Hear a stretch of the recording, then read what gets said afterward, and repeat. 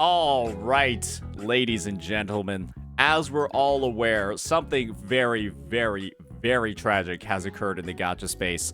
And that is, of course, the end of service announcement for Tribe 9.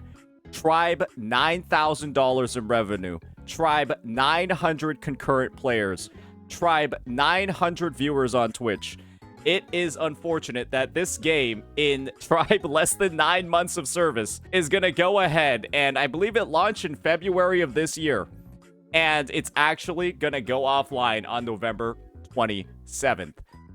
Something that, I mean, let's be honest here, not a lot of people in the gacha space are very unhappy about, but what I wanted to do was actually go ahead and see what some of its biggest supporters in the space are thinking about this issue. Because I'm going to be honest here, I'm somebody that didn't actually play Tribe 9. I didn't play during any of the betas. I didn't play on release. I didn't play through its crazy monetization practices that had to be like crazily reworked, where I think they had like no free-to-play currency. You had to like pay for a lot of stuff in the game. I didn't experience any of that. But there's somebody that did. And that person over here is Gacha Smack. I think he's been one of the biggest supporters of the game, where you have his YouTube video over here, which is like talking about why everyone needs to give Tribe 9 a chance. And then you can just see like the...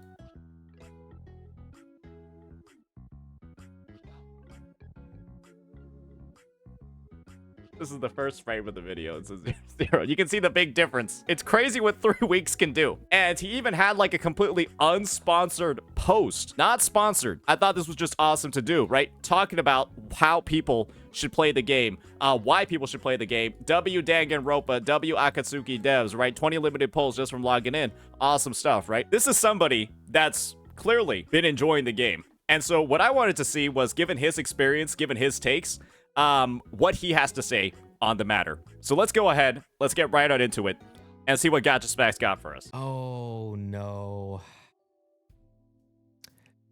I never thought I'd see the day where I feel bad for a gacha company, bro. I ain't gonna cap. But I genuinely feel bad for Tribe 9 because I think they are a gacha game that's a lot better than a number of gacha games that are doing incredibly well. For some context, I feel like Gacha Smack is somebody that really likes supporting like smaller titles, smaller games. I think the framing that he used was this idea of like hungry developers, where when they're like smaller, they're naturally going to be like a lot more generous. They're going to be a lot more ambitious to gain players. And so to see Tribe 9, a game that, you know, we literally saw for like the 320 polls just from logging in, that sort of situation over there, to see that sort of game EOS, I'm sure it was not a great experience for him. Fate Grand Order, fucking dog water game. The only people that play that shit are people who can't convince themselves to drop a game that they've spent thousands of hours and dollars into. Oh, true. If you're playing Fate Grand Order in 2025, you need Jesus. If you're playing Fate Grand Order in 2025 and spending hundreds of dollars on that game every banner, you need God. You need a chaperone. You need somebody to guide you on the path back to righteousness. Dog shit game. There's like literally 87 gacha games right now that are doing well, that are so much worse than Tribe 9. I think that's fair to say. This is not clickbait. They actually did end the service. They just announced it right here on their Twitter page. They said, "We regret to inform you that service for Tribe 9 will be terminated on November 27th. Since the game's launch, the development and operations teams have strived to provide excellent service and improve player experience. However, after careful consideration, we have made the difficult decision to end the game's service." And one thing that we're aware of is that last month, according to the mobile gacha revenue website, Tribe 9 made like $90,000. As far as we're aware, there have been multiple sponsors on Twitch that have admitted that they were paid around $40,000 to promote the game. One creator was paid more than $40,000, sponsored by the devs, to play the game and cover the game. And the game made $90,000 on mobile. That is, in business terms, that's fucking bad. Man. Now, I will say November 27th is about 9 months away. I'm going to be a bit facetious here. Probably 9 months away because that's when they're going to have their kid from getting royally fucked by whatever management team decided to open up with that launch. It is ironic that Tribe 9 launched in February, right? The second month of the year. And it is ending service on the 11th month of the year. So it's literally Tribe 9 months of service. It had to be intentional, right? They could have just pushed it another 4 days and then ended it in December so that it would have been 10 months. But they... Ah, man, dude. I know this actually really does feel bad. I'm not gonna lie to you. I have a lot of thoughts I want to share about this because some of you guys might be thinking that this game is into servicing because of the launch, but no, that's not really the case from my point of view. I think this is a really interesting point of view to have because I heard that its launch was so bad, so disastrous in terms of player perception that they had to rework the entire currency system and refund every single player for every single pull that they made, and they kind of like refresh and restart and go over from there. There's several reasons, several like variables that go into Tribe 9 just not performing well. It isn't just the real bad launch, which don't get me wrong, it was bad. You got 8 pulls from doing all the content on launch.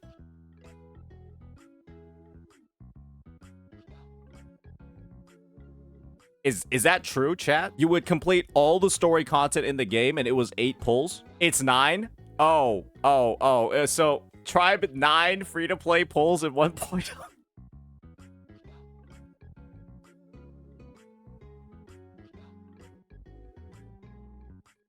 Pretty much to catch you guys up who don't know, Tribe 9 did a launch where you could play the game for 8 hours, the first 8 hours, and you would only get like 4 pulls or 5 pulls or something crazy like that. Like the launch incentive was just egregious.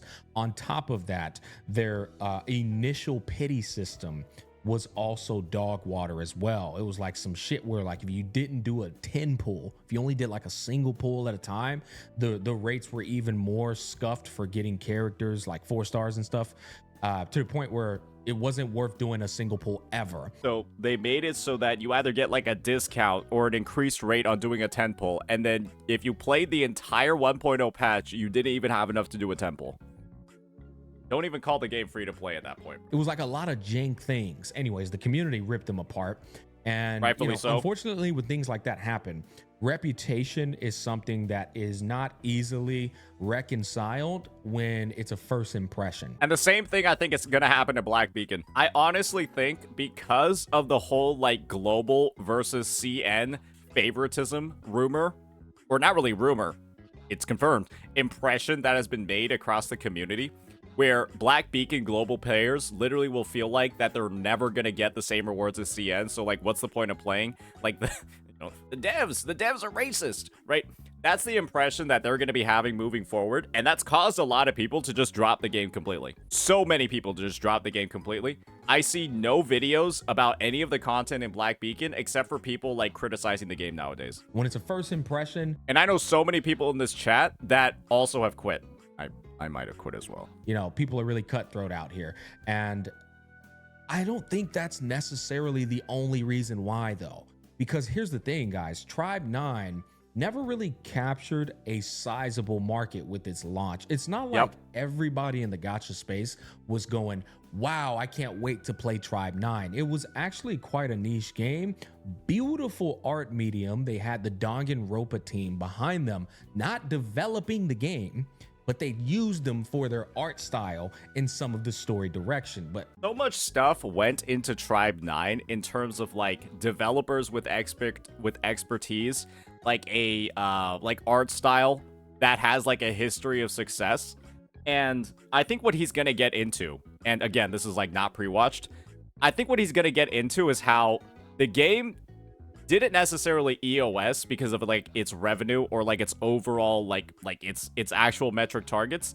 It's EOSing because it is way below. It's so much more disappointing than what the publishers and the devs think it should have done. Like they're gonna think that's the take that I think it's gonna that I think Gacha Smack is gonna have. It should have done so much better.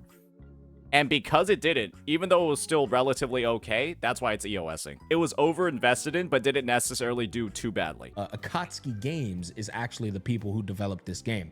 And I was a fan of the game. In fact, it breaks my fucking heart because I am pretty sure that they put their faith in me I mean, I don't have a fact on this.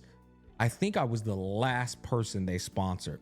They sponsored me with this video, and in the brief, man, I could tell they really wanted me to use the gacha smack magic to try and bring some people back into their game. And I tried, man. I really did. I even threw it into another integration here, promoting the game inside of here. 40,000 views in total to try to get people to, to download the game. It feels bad, dude. No, I failed Tribe 9, boys. I failed it, man. Getting back on topic, I think that there were a couple of other creators who were sponsored at the last moment. I think there are a lot of creators that are like taking the blame for taking on the sponsorship and EOSing the game. Probably what happened was they had a wave of sponsorships that they were doing with a bunch of creators. They did all of them, didn't see any meaningful results in terms of like player retention or player count or player addition. And they're just like, all right, this is fucking cooked. It's over. It's over in global too, boys. don't think it just was the launch that failed it. I think it was also a niche game to begin with. I think it also had a Zenless Zone Zero problem. And what I mean by that is Zenless Zone Zero had one of the worst fucking launches ever. A lot of people say Wuwa's launch was bad.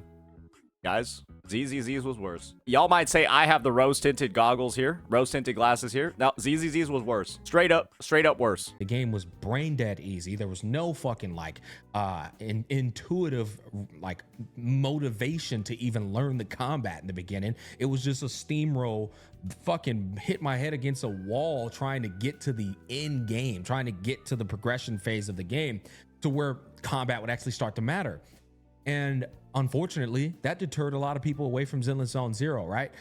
Tribe 9 had the same problem. A lot of the game's beautiful elements, much like Zenless Zone Zero, its mechanisms and its TVs. Wuwa had performance issues for some people. TVs was something everybody experienced. Yeah, there's a lot of people that experienced no issues at all with Wuwa's launch. I was one of them. Everybody got fucked by the TVs. Some people had to convince themselves to like the TVs. its true beauty in the game, where it flourished the most.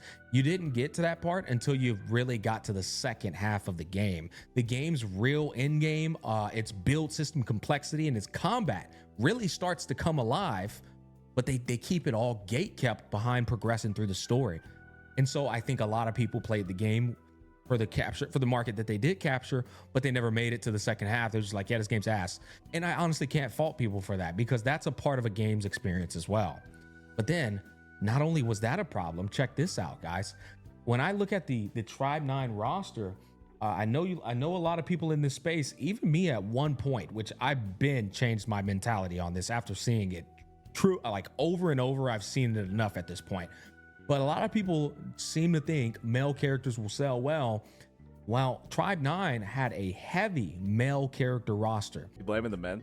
There wasn't enough gooting material. There was too many dudes. Ah, shit. Spaghetti-o. Kazuki Aoyama, I love this fucking guy. He reminds me of a favorite anime character of mine in Tower of God. He's best friends with Bam. And he has the same aura like this dude does. He also looks like Killua from Hunter x Hunter. Not getting off track. This dude was awesome. I loved him. But this was one of the male limited characters, right?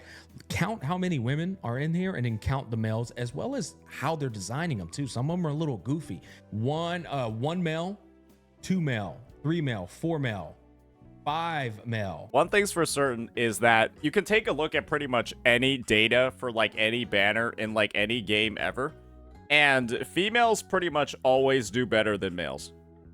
They pretty much, in every single circumstance, unless it's like a really, really hyped up specific type of male character, females are going to do better. That's just kind of how it is. And that's why I can't necessarily blame other devs, specifically like the Wuthering Waves ones, right, Kuro Games, for not maybe having as many male characters as people would like.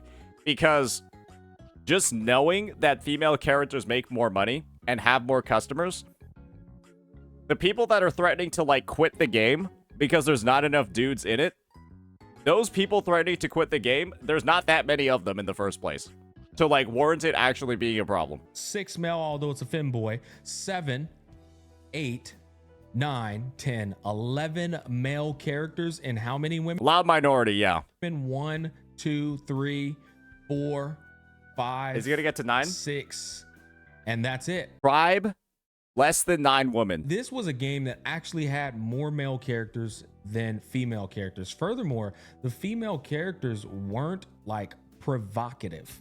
They weren't like gooner bait.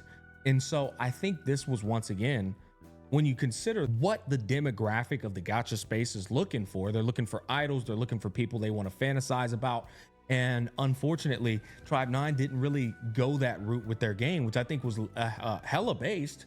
But if you're trying to make money, it just doesn't work out that way. Hey, if what he's saying is actually true, and these are like the actual insights from like the audience that developers in the future are going to go with, boy, oh boy.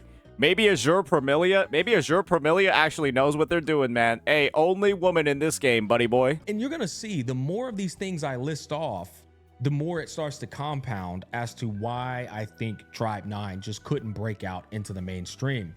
The other thing was the game just had a very unique combat system. It was actually similar to Zenless Zone Zero, except a bit slower, more weighty, more meticulous, which probably turned some people off as well, you know? I want to take a look at Tribe 9's combat. These videos are going to become a lot more rare in the future. It's like limited edition footage. This is like hearing James Earl Jones's original voice for Darth Vader and not the AI one.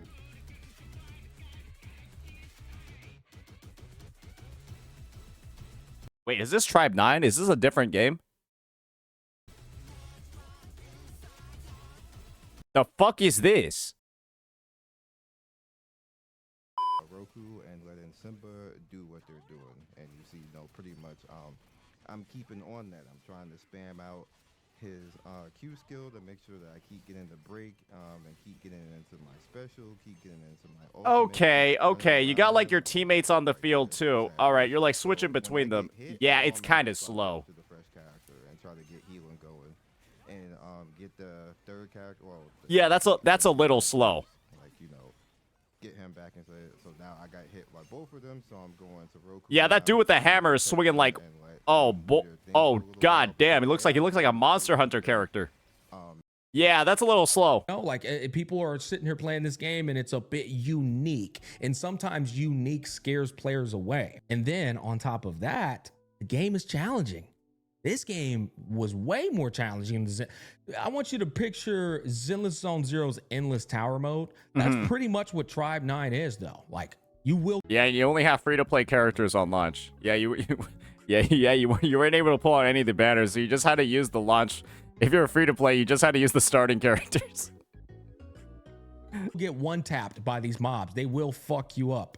And so you have that weighty, slower Zenless Zone Zero type of combat, not as like flamboyant and super flashy, more controlled, more time induced, right?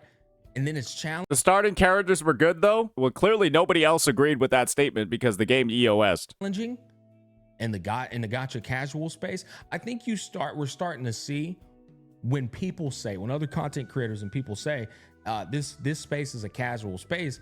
They mean that. They mean like these type of elements might not work too well in the space. Hear that, ZZZ creators? Do you hear that, ZZZ creators? Yep, the gacha games are a casual space, and as you go ahead and you see ZZZ proceed to cull its revenue every single month, and Twitch views go down by 20% every single month, maybe we go ahead and we just stop saying shit like this. Because you gotta recognize that a majority of your audience that plays games like ZZZ on their phones and shit, they're literally casual fucking players, bro. It's shit like this that is just killing the game and makes people not want to fucking play it. Endless HP inflation is the problem. You just suck at the game. You're literally saying that to 90, like 98, 90, 97% of the players actually playing the fucking game. Come on, guys. Like, it's just, you're talking to literally the smallest minority of the actual players here. It's a bit of a concern and kind of an eye-opener for me as I'm sitting here covering it. The other thing, when you take that into consideration, nobody wants to play this game on the phone because of those aspects, right? It's a harder and more shit experience on the phone. In Tribe 9, it only offers its service on iOS, iPhone, and Steam, right? And so, like, if people aren't liking it on the phone, then they're only going to play it on Steam. Check this out, man. Oh boy, is On that the player Steam, count? Is the player count? Oh my God, dude. That Oh. was just, whew. Tribe 9,000 player all-time peak. Tribe 9 frames per second on mobile. The last 2 hours, 105 people were playing. In a 24-hour time span, 821 people were playing. Guys, my Claire Up Skier Expedition 33 playthrough on my gacha channel averages that. I average about anywhere from 600 to 800 people on my playthrough for that. And so I look at the all-time peak and I go 9,609. And then I just take in the context I just told you. This game never really captured a large demographic. It wasn't really the launch, the scuffed launch that killed the game.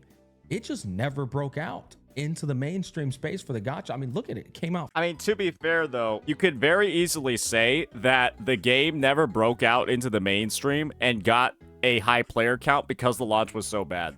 And then everyone thought that this game was just a complete fucking scam. I mean, which undoubtedly it was if you literally got 9 pulls from completing the entire version 1.0. Like, if people just hear that this game is gonna, like, waste your time, there was bad advertising for it, and yeah, you got 9 fucking pulls for completing the entire version 1.0, then yeah, people are just gonna think it's a scam and it's not worth playing.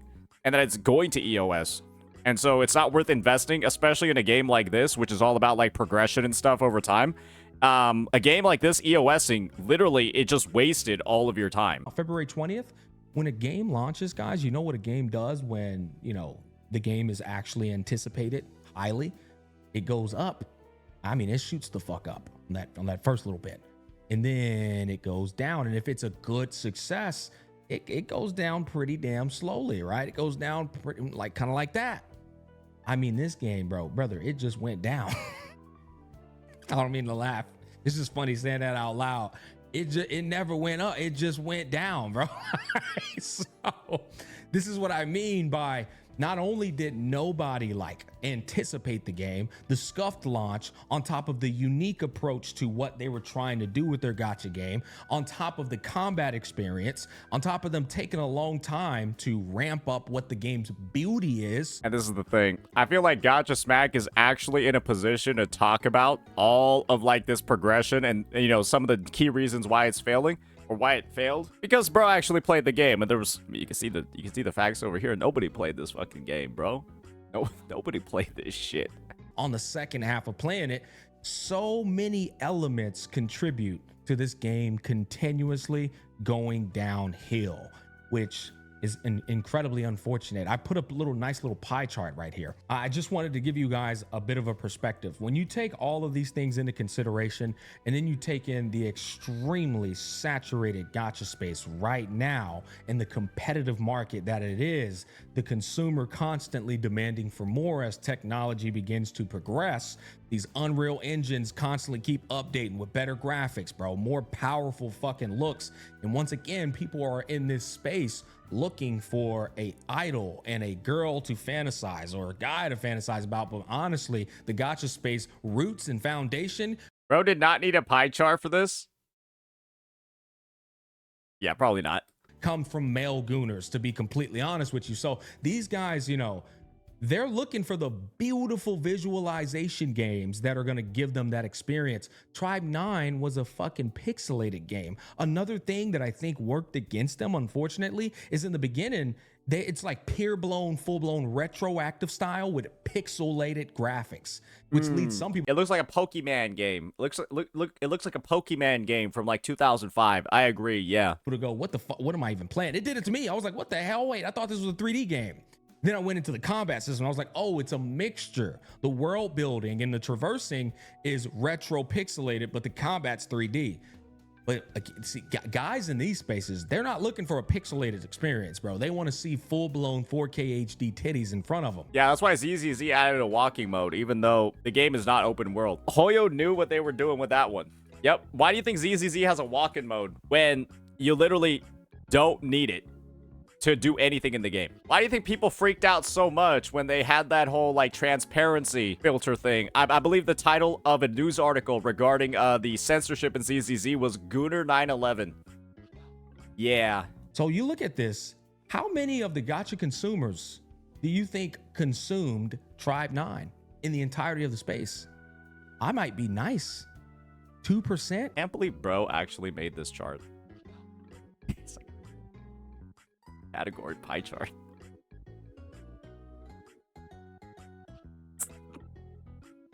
Like breaking it down. It's like an in-depth overview. Out of the entirety of the space, I would say maybe 2, maybe 1, maybe 0.5%. Whereas how much did Azir Permilia, Ananta, Wuthering Waves, Genshin Impact, Honkai Star Rail, Zenless Zone Zero, how much of this gacha consumer space do you think they market captured just to try their game? Right? They A lot. A fuck ton. they had bigger juice, bigger power, more ammunition, more guns, you know? I would say probably like right here in the middle, right? This is what a usual hyped up fucking gacha game is gonna do in this space. This is like 2%, but a Azir Permilia, a Ananta, a Silver Palace, brother, they're fucking, it's like half the gacha consumer space. Yep. Right? It's gonna be right here. And then what happens when we also still play Wuthering Waves? When we also still play Zenless Zone Zero for some of you guys in the niche. You also still play HSR, Genshin Impact. Oh, but then you got... I love how Gacha Smack is just openly saying ZZZ is a niche game. Did y'all catch that? He just straight up said ZZZ is a niche game. It is though? Yeah, I mean, when the main CCs for your game are saying shit like this, you wanna know what this community reminds me of? PGR. It reminds me of fucking Punishing Gray Raven, where people literally make it like their personality is based off of being good at a single player gacha game. ZZZ players make it a mission to base their personality off of being good at the game. And PGR's community is also incredibly elitist in the same exact way. That's their entire personality, being good at a single player game. Guys, if you want to brag about being good at a game, be good at a game where you play against somebody else and you can literally say you're better than them. That is like truly something to brag about. I would know because I'm a Masters rank League of Legends player. Yeah, you have way more leg to stand on. Nobody makes fun of me for that. Got Duet Night Abyss coming out, right? And then you got Azir Permilia coming out, right? Then you got Etheria Restart coming out. The gacha space, the biggest downside of it, it's not expanding, guys. It's not breaking out into the mainstream, which is crazy. Another eye-opener for me. At one point, I thought it was, but you know why it never will? Now that I'm looking at these things and constantly remaining in the space, it's because this space has a bad fucking reputation, not just from the community, but also from the developer and publishers and how they run their games. It's bad business model. It's bad practice. Nobody wants to join a space where all it is comprised of hype, FOMO, and fear of missing out. That's kind of the same thing.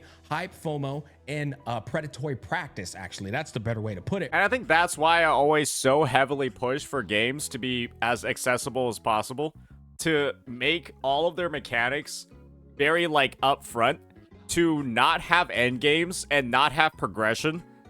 Not have end games and not have progression that is like super incredibly awfully challenging, because that's how the games grow. That's how the games don't stay niche anymore. But when all you do is start scaling end games, scaling progression, doing all of this stuff that just makes it feel like you either have to pay or play the game like a job to progress, That is how those games die. That is how those games get smaller, or that's why those games stay niche. Why do you think Wuthering Waves is a lot more simple to play than Punishing Gray Raven? Because PGR is a niche fucking game. The developers know it's incredibly fucking niche. It's only made for a specific type of audience. And they want to make it as successful as possible. Yeah, they learned their lesson. Believe me, I just did Clash Revival in PGR. And that shit was straight up... It was a bit of a struggle. Yeah, I did the final level of Clash Reflection in PGR, which is one of its endgame modes. And that was arguably, and it's a time-limited one, right? That resets every, like, 7 days. It's harder than any time-limited mode I've ever done in WoWA by, like, at least, like, 2 or 3 or 4 different margins. Way harder. And if I don't do it, I miss out on, like, a lot of progression-based rewards. It's every 2 weeks? Okay, sure. I got the timing wrong. But yeah, it's way harder than any time-limited mode in Wuthering Waves. This is why I think we're running into a problem. Tribe 9 is starting to kind of highlight and open your eyes for you. I think this is kind of like, it's kind of foreshadowing a oversaturation and a problem on a much grander scale. I think all of these gacha games coming out are trying to capture the exact same market, much like what happened with Zenless Zone Zero, Genshin Impact, and Honkai Star Rail, and now they're dropping another new game. It's like a cannibalization. I remember when I told this shit to people when ZZZ launched. It's a cannibalization of the exact same consumers, and here's the thing, here's the reality. Maybe Hoyo recognized that the cannibalization of their existing customer base is something that's going on, and so they've decided to they've decided intentionally to make ZZZ a niche game. You know what? That might actually be what they're doing. They realize that they have like way too much overspill in the audience, and so they just want ZZZ to be a niche game. There's only so much money the exact same customer is willing to spend or has to spend. At some point, the space needs to grow, but the space can't grow because the space has a shit fucking reputation in almost all facets. Anyways, that's gonna wrap up all of my... That's the thing. I don't think necessarily the space has...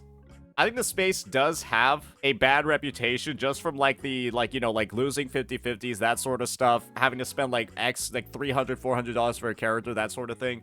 And then, you know, you got shit like Tectone spending $2,000 and then not getting the staff of Homa.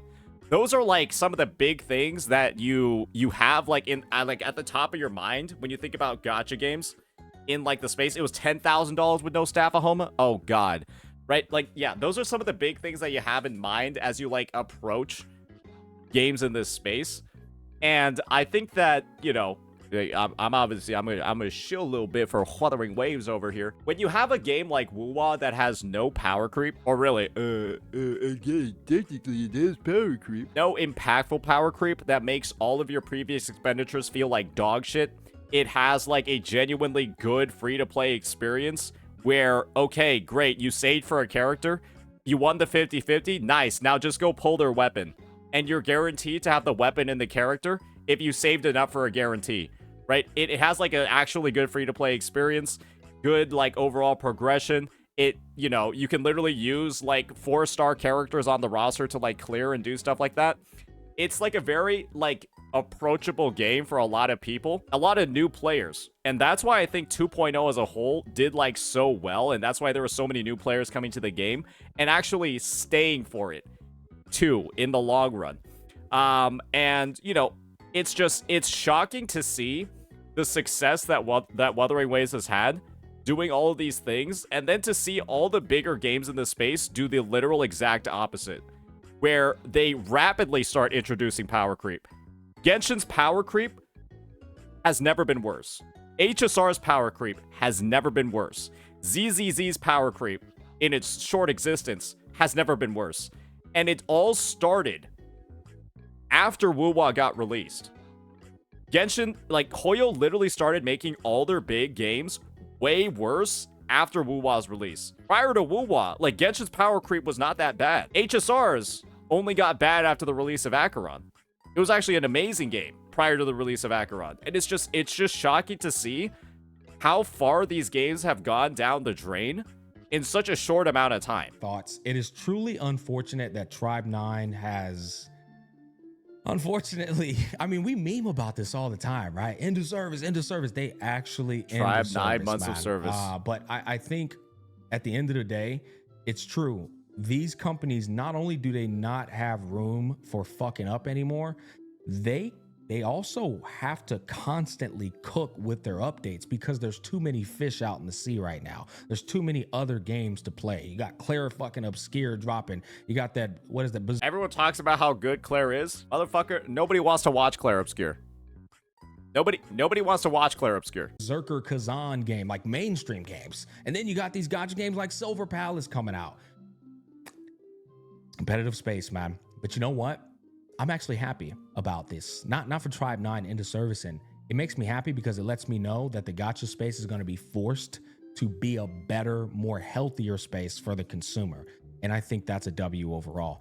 Anyways. Well, yeah. Well, I don't think there's going to be any new games releasing where you only get 9 polls in the entire version 1.0 update free to play. Great vid by Smack. I think he shared some pretty unique insights. I do think that the one point that he made about like the game having a lot of intrinsic other factors, while they were true, like the whole like male ratio, that sort of stuff, I think it still has to be the fact that it was one of the greediest launches in gacha gaming, and that just gave it a reputation that completely tainted down the drain and led to a lot of people completely writing it off before even looking at gameplay. I wrote it off. I wrote it off completely before even looking at any of the gameplay, doing any of that stuff because of what I heard. And I think that was the majority viewpoint for a lot of people. It had bad marketing in the first place, and all of this stuff going on didn't help at all. That's gonna be my take on the entire matter. Glad we watched this vid, and yeah, let me know what you all think. Peace.